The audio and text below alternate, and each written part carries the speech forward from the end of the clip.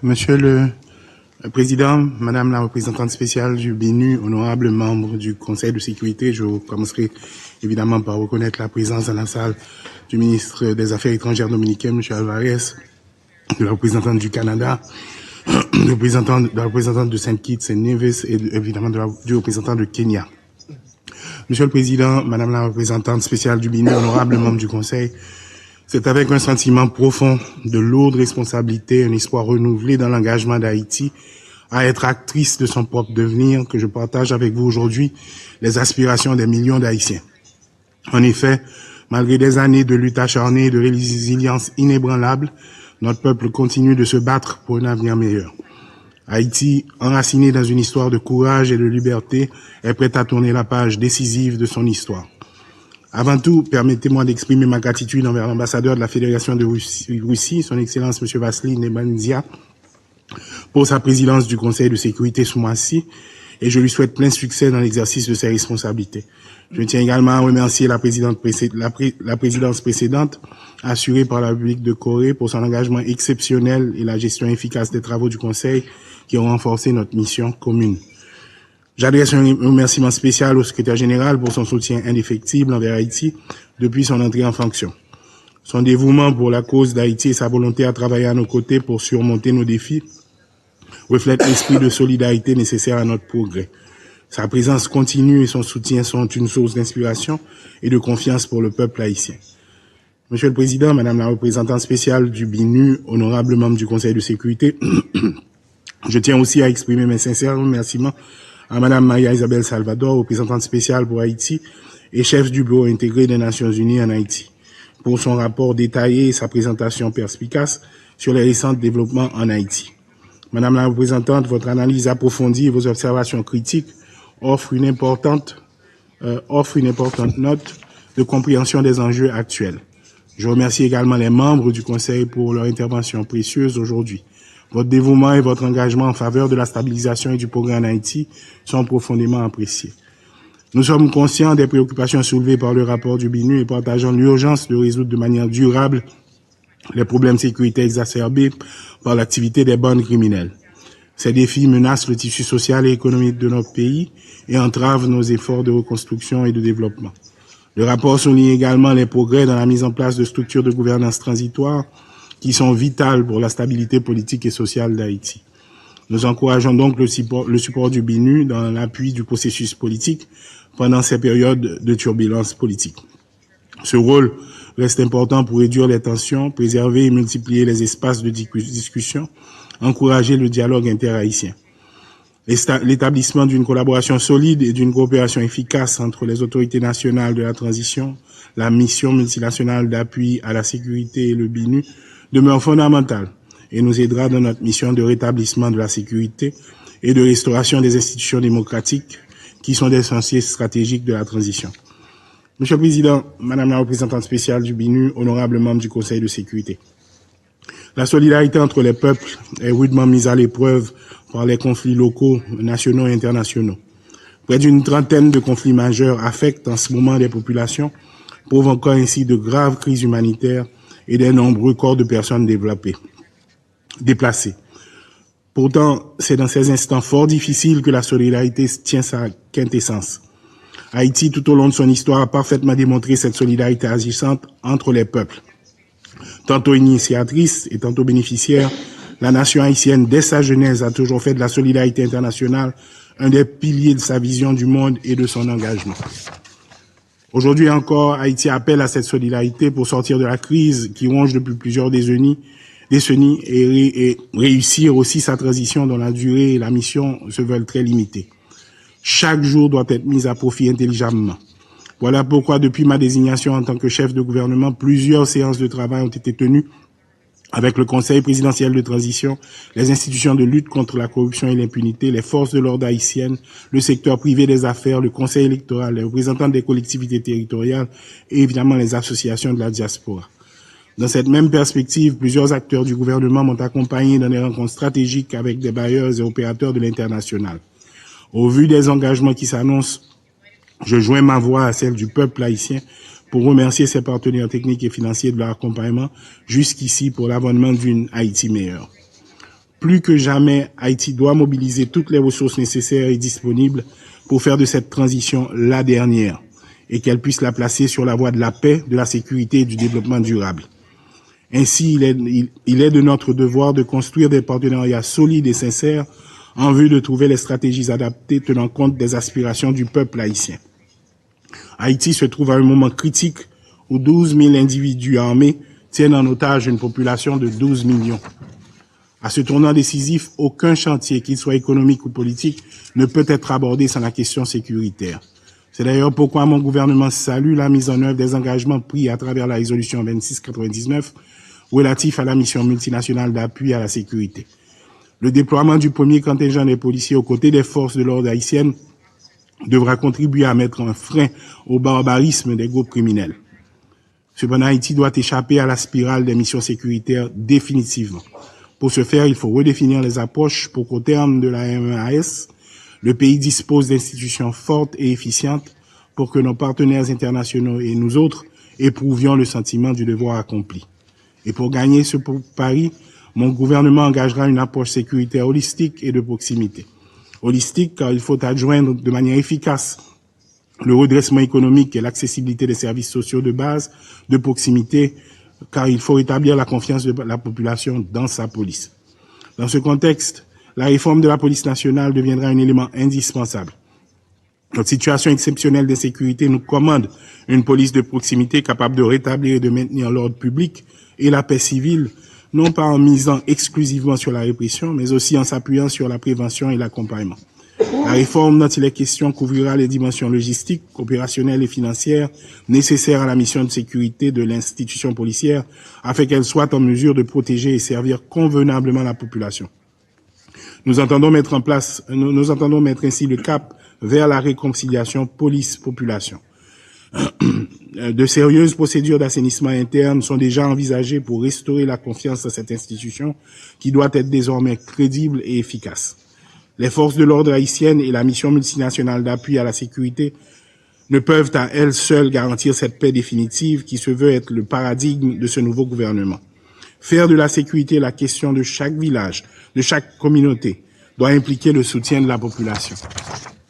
C'est la raison pour laquelle je préconise l'élaboration d'un plan global, intégré et réaliste pour accompagner la population. Celui-ci doit prendre en compte l'établissement d'infrastructures adéquates et conformes aux normes de construction moderne, la réorganisation de certaines villes, la réhabilitation, l'implémentation de services sociaux de base fonctionnels et le développement de pôles d'emploi et de développement dans les communautés. Ce n'est que par cette voie que nous arriverons à rétablir une paix et une sécurité durable en Haïti. Cette approche holistique, intégrée et réaliste, s'inspirant du courage et de la résilience du peuple haïtien, sera celle incarnée par ce nouveau leadership de la transition. Par conséquent, avec nos amis de l'international, il devient opportun de revisiter l'accompagnement accordé à Haïti. Cet accompagnement, qui est un devoir de solidarité entre les peuples, ne peut se limiter au contour des seules volontés de l'accompagnateur. Il doit faire de l'accompagné un acteur apte à appréhender les défis et à décider de son destin. Les difficultés auxquelles est confronté Haïti sont énormes, avec un taux d'inflation qui déplace les 27%, près de 50% des emplois perdus, rien que dans le secteur textile, une insécurité alimentaire qui affecte 4,5 millions de personnes, sans compter les 600 000 déplacés internes et les 500 000 enfants déscolarisés. Le pays est en proie à une violence qui paralyse le fonctionnement de dizaines d'hôpitaux et de centres de santé. Des dizaines de commissariats et de centres d'incarcération ont été endommagés ou détruits. Des milliers de prisonniers sont en cavale. La liste pourrait être plus longue. Cependant, la volonté de travailler à la résolution de ces problèmes urgents, manifestée par les principales parties prenantes de l'accord du 13 avril, laisse transparaître l'espoir. La collaboration entre les différentes parties prenantes a créé une atmosphère de travail apaisée, permettre au Premier ministre, en accord avec le Conseil des présidents, d'arriver à constituer un nouveau gouvernement inclusif, réduire le train de vie de l'État, instituer des ministres délégués, nommer un nouveau directeur général de la police et accueillir le premier contingent de la mission multinationale. Cette gouvernance partagée entre des acteurs politiques, économiques et de la société civile, facilitée par les partenaires internationaux dont la CARICOM, qui n'a guère ménagé ses efforts à travers ses éminentes personnalités, démontre qu'il a été fait le choix le plus adapté au contexte explosif qui sévissait sur l'échiquier politique haïtien.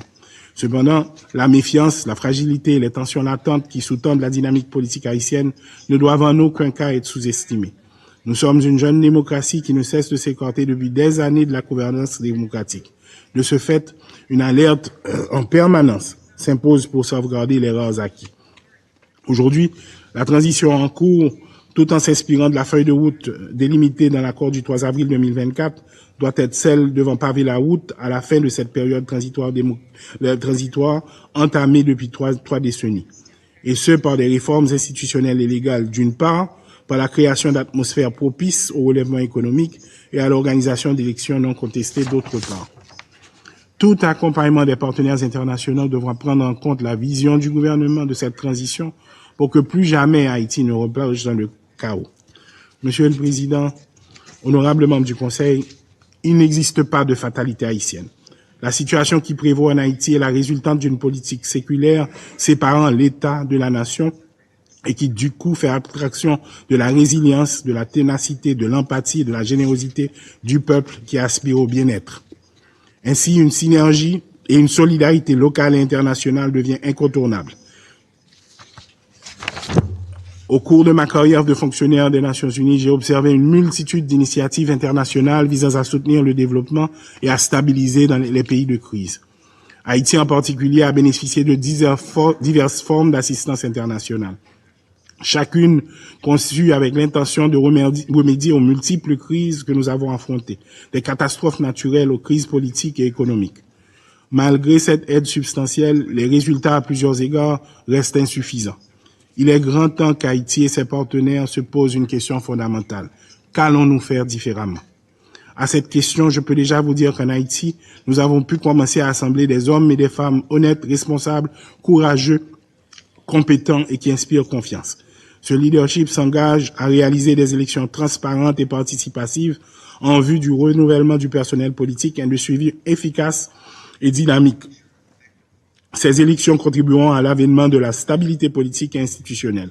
Pour ce faire, elles seront encadrées en amont d'un processus de réforme constitutionnelle, de révision du cadre légal sur le fonctionnement et le financement des structures politiques, d'appui à la bonne gouvernance, de renforcement des mécanismes de lutte contre la corruption et l'impunité et de développement d'une stratégie sécuritaire police-population, de la modernisation de l'appareil judiciaire, et de la mobilisation de la population pour une participation massive, notamment les jeunes et les femmes, dans le processus électoral.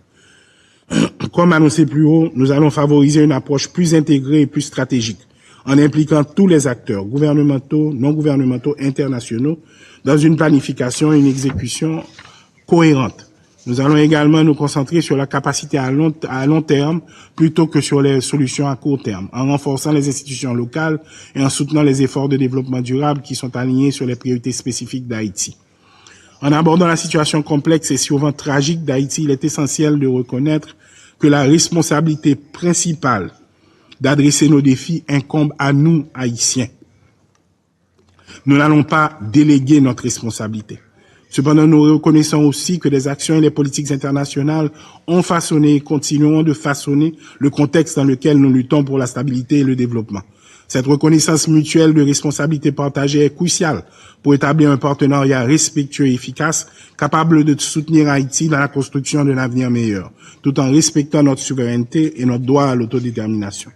C'est une ère de reconnaissance pour Haïti, marquée non seulement par le désir de surmonter ses adversités, mais aussi par des actions concrètes qui illustrent notre engagement envers la paix durable et le développement. Nous appelons la communauté internationale à reconnaître et à soutenir cet élan en collaborant de manière constructive et respectueuse pour accompagner Haïti sur le chemin de la récupération et du renouveau. Monsieur le Président, Mesdames et Messieurs les ambassadeurs, en ce temps critique, alors que nous accueillons de nouvelles forces de sécurité internationales en Haïti, il est essentiel de rappeler que notre histoire avec les interventions étrangères est teintée d'expériences contrastées. Bien que certaines aient apporté un soutien et stabilité, d'autres ont malheureusement laissé des souvenirs douloureux en raison de violations des droits humains et d'un manque de respect pour la souveraineté et la culture locale. Ces événements passés ont à plusieurs reprises exacerbé les défis plutôt que de les résoudre, laissant une empreinte indélébile sur la mémoire collective de notre peuple. Aujourd'hui, nous nous tenons à pointe de convergence entre le passé et l'avenir, où chaque action et chaque décision doivent être guidées par les leçons apprises. Nous avons une opportunité unique de redéfinir notre collaboration en veillant à ce que toute assistance étrangère soit conduite avec le plus grand respect pour les principes de transparence, de responsabilité et surtout en harmonie avec les aspirations et les besoins des Haïtiens. En avançant, nous devons mettre en place des mécanismes qui assurent non seulement la sécurité, mais aussi la dignité et le respect de notre peuple. Cela nécessite une coordination étroite et une communication constante entre toutes les parties impliquées pour assurer que les erreurs du passé ne se répètent pas. Notre pays est à un tournant crucial de son histoire. Nous nous trouvons devant un défi colossal, mais aussi une opportunité sans précédent de restaurer la paix et la sécurité dans notre relation. L'arrivée récente du premier contingent de la mission multinationale d'appui à la sécurité marque le début d'une ère pour Haïti. Cette mission, conduite avec le soutien de nos frères et sœurs kenyans, que je remercie du fond du cœur, est un témoignage vibrant de la solidarité internationale et un pas concret vers la stabilisation de notre pays. Nous allons reprendre le contrôle du territoire haïtien, maison par maison, quartier par quartier et ville par ville. Ce n'est pas juste une opération de sécurité, c'est une renaissance de l'esprit national, un renouveau de notre engagement envers l'ordre, la justice et la paix. Nous renforcerons nos capacités non seulement en termes d'équipement, mais aussi par la formation et le renforcement des compétences de nos forces de l'ordre. Dans cette démarche, nous sommes guidés par une stratégie bien définie et une volonté de coordination sans faille entre toutes les parties prenantes, tant nationales qu'internationales. Notre approche est stratégique et mesure chaque pas vers la libération de notre territoire des griffes de la criminalité.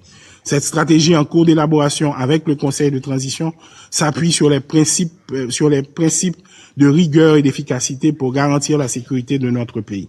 Haïti porte fièrement le flambeau de la liberté qui a éclairé le chemin de l'émancipation bien au-delà de ses frontières.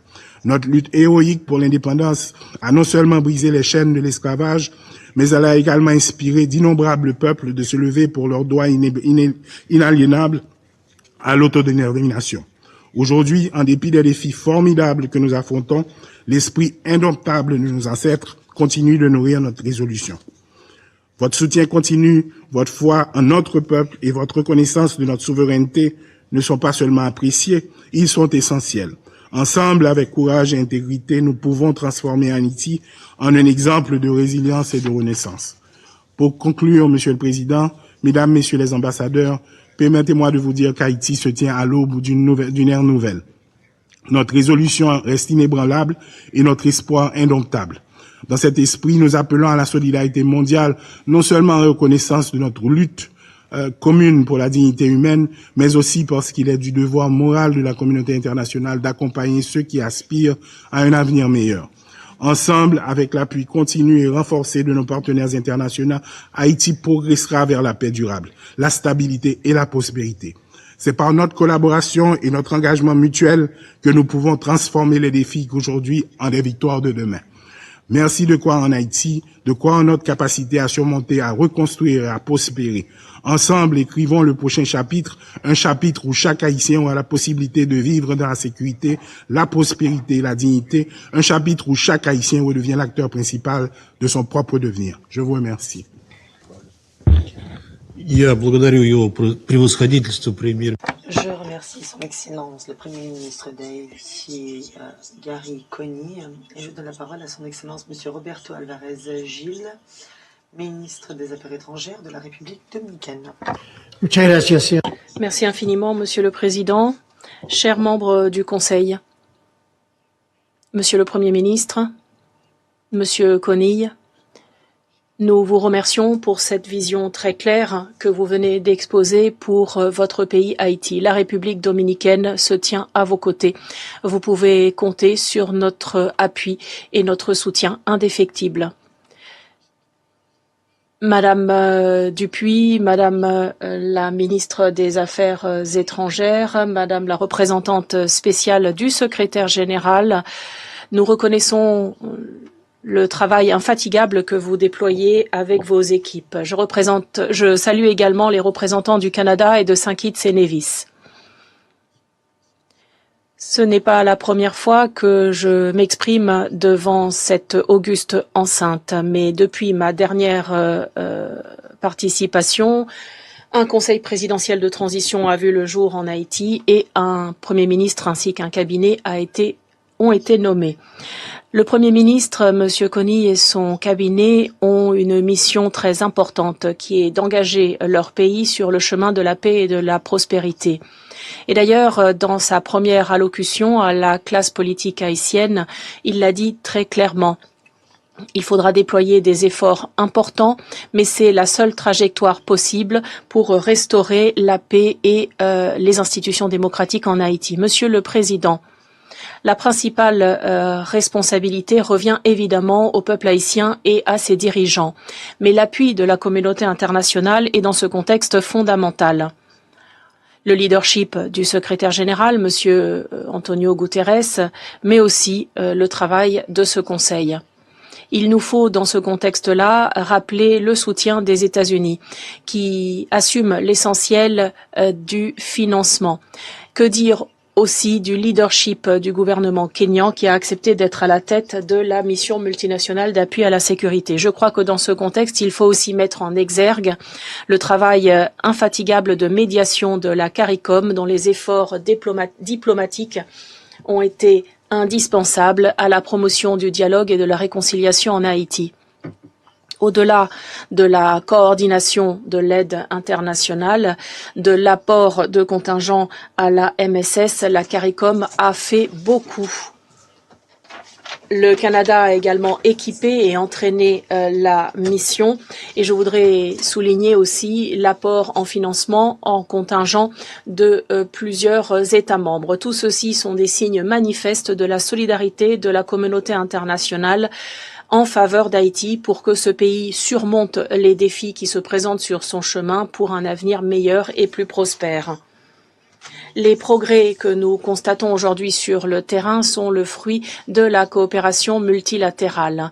Et c'est un démenti fort aux critiques à l'égard d'Haïti. Nous sommes sur le bon chemin, sur la bonne trajectoire. La République dominicaine, comme je l'ai dit au début de mon intervention, apportera une aide médicale au personnel de la MSS sur le territoire dominicain.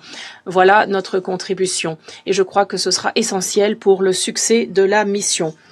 Il faudra évidemment aussi qu'un appui financier soit apporté.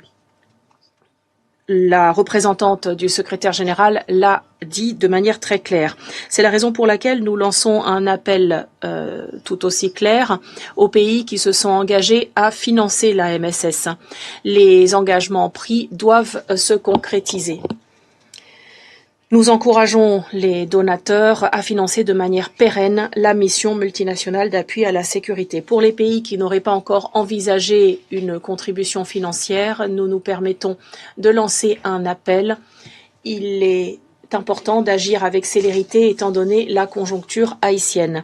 Chaque minute qui passe menace ou risque de mettre en danger l'avenir du pays, menace une vie supplémentaire. En ce qui concerne notre Conseil de sécurité, nous devons impérativement veiller à la pleine application des résolutions 2653 et 2699 qui ont trait à l'embargo sur les armes et au régime de sanctions applicables aux organisations criminelles. Ceci a déjà été rappelé ce matin à plusieurs reprises. La composante de police sort renforcée aujourd'hui en Haïti et son action sera donc plus efficace sur le territoire. Ces résolutions doivent donc pleinement s'appliquer. Monsieur le Président, le BINU a enregistré des avancées significatives en Haïti par les réformes judiciaires engagées, la formation de fonctionnaires, la coopération avec la police nationale afin de lutter contre la criminalité. Le bureau intégré a fait la promotion des droits humains, appuyé des projets communautaires générateurs d'emplois, des programmes pédagogiques à l'attention des jeunes. La coordination de son action, en particulier pour la gestion des catastrophes, sa coopération avec les ONG ont été essentielles pour aider les populations les plus vulnérables. Le BINU joue donc un rôle de premier plan pour la stabilité en Haïti. Dans le contexte de la crise multidimensionnelle que connaît le pays, le BINU est comme un phare, un signe d'espoir pour le peuple haïtien.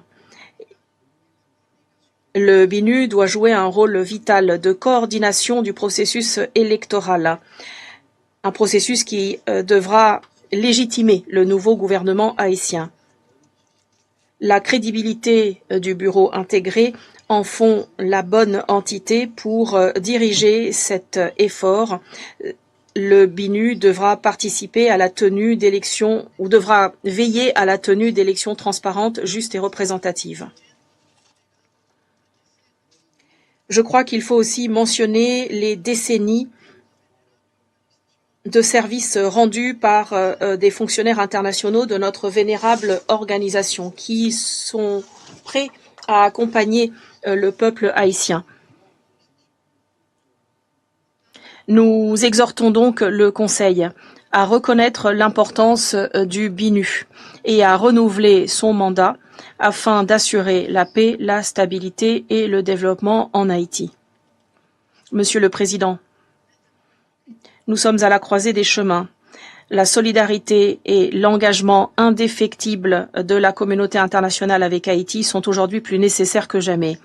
Ces derniers 3 ans, ou presque, nous avons été témoins des efforts déployés par ce Conseil, qui montre bien la confiance que nous avons dans le système des Nations Unies.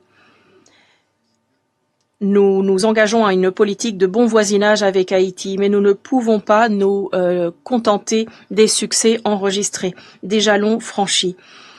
Le chemin vers la paix et le développement en Haïti est semé d'embûches, mais ensemble, nous pouvons faire la différence, avec le peuple haïtien et ses dirigeants. Chaque apport est un pas de plus vers un avenir meilleur pour le peuple haïtien. Nous exhortons l'ensemble de nos partenaires à s'associer à cet engagement indéfectible et à travailler de manière inlassable afin d'atténuer les souffrances du peuple haïtien. Nous devons donner à ce peuple la possibilité d'imaginer un avenir prospère et pacifique. En tant que membre de la communauté internationale, il est de notre devoir d'être à la hauteur de cet immense défi et de manifester que la solidarité et la compassion ne connaissent pas les frontières. Merci. Я благодарю его превосходительство. Je remercie M. Gilles pour son intervention et je donne la parole au Canada. Merci beaucoup. Pouvoir participer à cette réunion avec le Premier ministre Coney, le ministre Dupuis, le ministre Alvarez, Madame Salvador et mes collègues de Saint Kitts and Nevis et Kenya. Mr. President, I'm very pleased to be able to speak on behalf. Monsieur le Président, j'ai l'honneur de m'exprimer au nom du groupe consultatif sur Haïti, créé par le Conseil économique et social, groupe consultatif qui comprend 24 États membres déterminés à accompagner Haïti dans son développement socio-économique à long terme. Nous sommes amis, voisins et partenaires. De rencontrer M. Coney, ça fait 2 ans quand il travaillait avec UNICEF. Et je dois dire, et je le dis dans sa présence, j'étais très impressionné par la rencontre que nous avons eue il y a ces jours-là. Et je suis vraiment encouragé par la vision que vous avez présentée aujourd'hui, Monsieur le Premier ministre. On behalf of the committee, I want... Au nom du comité, je voudrais souligner 5 points fondamentaux. Premièrement, nous nous félicitons des mesures positives adoptées par les acteurs haïtiens afin de mettre en place un gouvernement de transition inclusif. La route a été longue, mais nous avons vraiment réussi.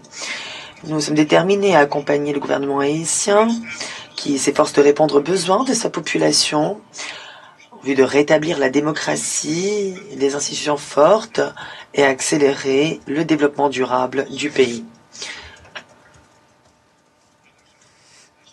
Deuxièmement, d'autres l'ont déjà dit, mais j'aimerais insister là-dessus, nous devons soutenir Haïti pour que les autorités puissent répondre aux besoins humanitaires immédiats de la population, comme énoncé dans le plan d'intervention humanitaire 2024.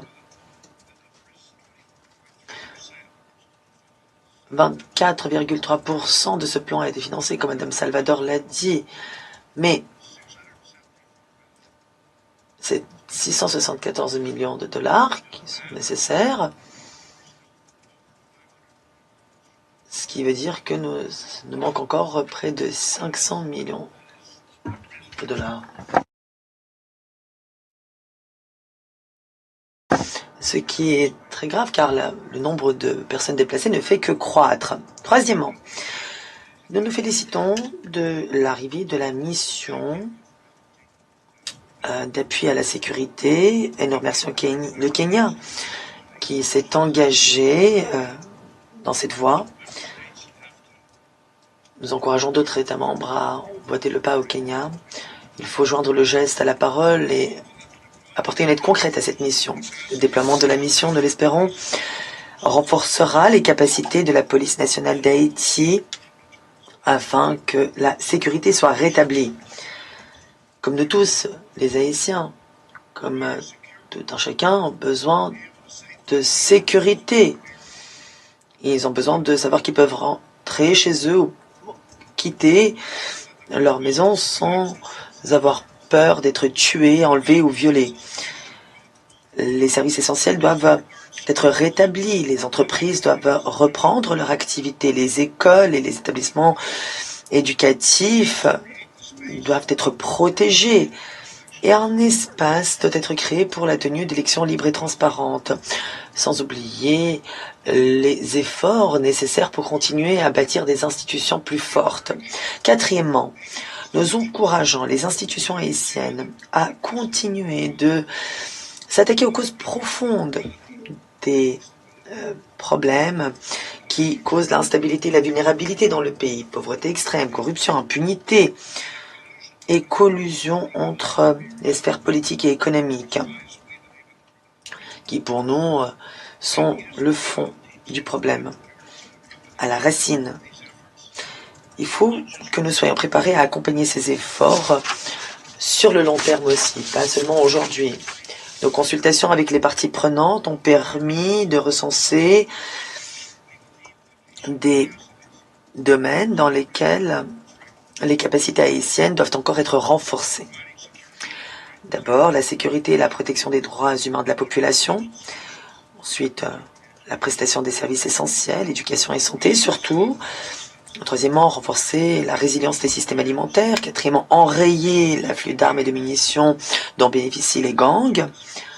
Plusieurs déclarations en ont fait état. J'aimerais remercier tout particulièrement les États-Unis pour les annonces importantes faites ces derniers mois, annonces qui devraient apporter des solutions à ce problème.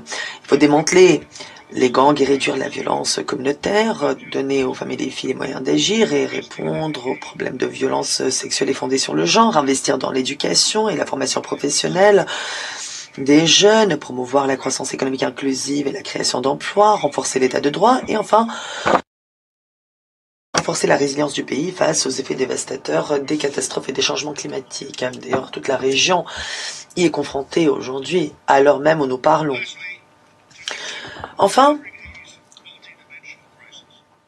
eu égard à la crise pluridimensionnelle qui frappe Haïti, le soutien actif et les compétences des Nations Unies dans tous ces domaines sera essentiel pour trouver des solutions répondant aux besoins des Haïtiens, pilotées par les Haïtiens eux-mêmes. Il faut que nous puissions travailler ensemble en coordination avec les autres partenaires, les organisations régionales et les institutions financières internationales aussi.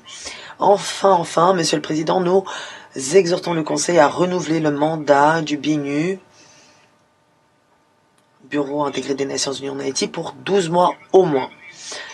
Compte tenu de la gravité de la situation, le Conseil de sécurité doit tout faire pour que le BINU soit doté de moyens suffisants en termes de personnel et de ressources pour venir en aide à ce pays plongé dans une crise profonde. Toutes les parties prenantes doivent être associées à ces efforts.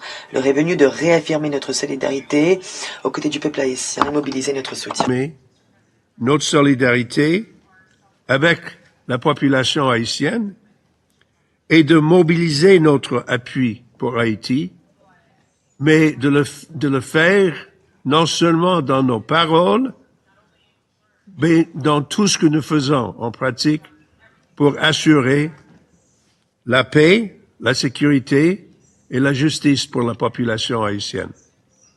Thank you, Mr. President. Merci, Monsieur le Président. Je remercie le Canada et je donne la parole au représentant de Saint-Kitts-et-Nevis.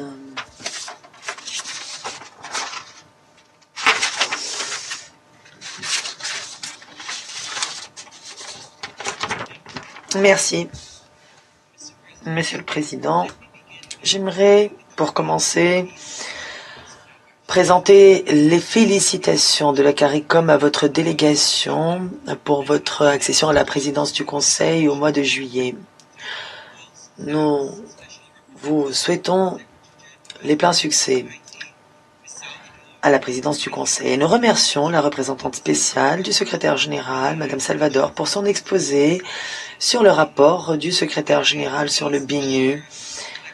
Je me réjouis de pouvoir m'exprimer aujourd'hui au nom des 14 États membres de la CARICOM sur la situation en Haïti. Monsieur le Président, le rapport n'est pas seulement exhaustif, il est également instructif et nous continuons d'être reconnaissants à l'ensemble de l'équipe du BNU pour les efforts inlassables qu'il déploie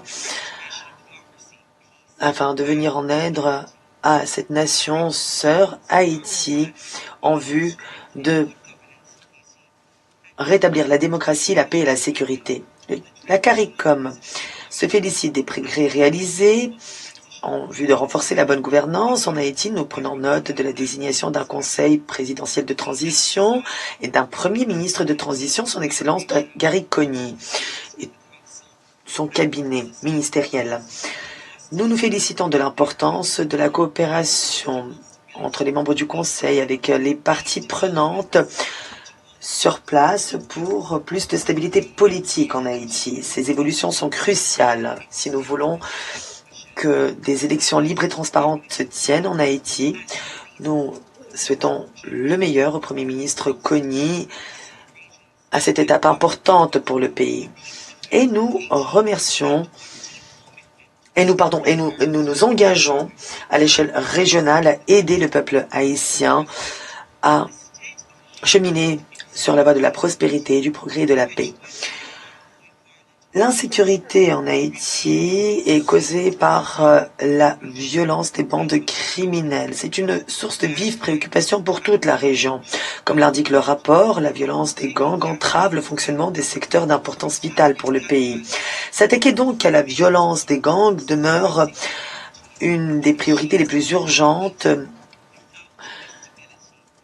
pour arriver à la stabilité en Haïti. En l'absence de stabilité, il sera impossible d'avancer sur les autres fronts. La violence des bandes criminelles, des gangs se manifeste tous les jours. Le nombre d'homicides n'a fait qu'augmenter, en effet, pendant la période de l'examen, sans oublier la violence sexuelle contre les femmes et les filles à des niveaux alarmants et le recrutement d'enfants. La destruction de 3 stations de police et de 3 prisons par les gangs ne fait qu'exacerber les problèmes opérationnels auxquels se heurtent ceux qui sont censés préserver l'état de droit en Haïti. Des attaques délibérées contre les institutions de l'État qui devraient être considérées comme des actions stratégiques. La situation est aujourd'hui incontrôlable et la CARICOM condamne ces actions et demande à ce que justice soit faite. Dans ce contexte, Monsieur le Président, la CARICOM salue le gouvernement kényan qui a déployé son premier contingent de policiers en Haïti le 25 juin 2024, conformément à la résolution 2699 du Conseil de sécurité.